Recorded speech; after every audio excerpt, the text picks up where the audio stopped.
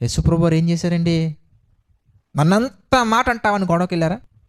వెంటనే ప్రభువా తెలియ చేస్తున్నట్లే క్షమించే తండ్రి.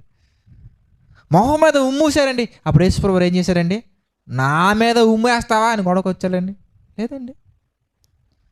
తల మీద ముళ్ళ కిరీటం పెట్టారంటే అప్పుడు మనం ఆయన ఏం చేశారండి? మనమైతే అని ఒక మాటకే మనం ఎంత గొడవ చేసేస్తామో, మన సైడ్ నుంచి ప్రాబ్లం ఉన్నా లేకపోయినా, కానీ మన సైడ్ నుంచి ఏ ప్రాబ్లం లేదండి. అన్యాయంగా శ్రమ వచ్చిందండి, మన సైడ్ నుంచి క్లియర్గా ఉన్నామండి. బైబిల్లో దేవుడు ఏం చెప్పారో దేవుడు చెప్పింది చెప్పినట్టుగా నడుచుకుంటూ వెళ్తున్నాం అంతే.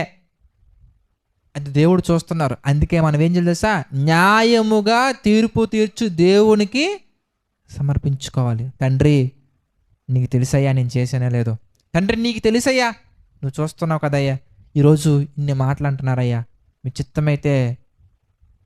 చిత్తమైతే నా గురించి ఒకసారి జ్ఞాపకం చేసుకోండి తండ్రి.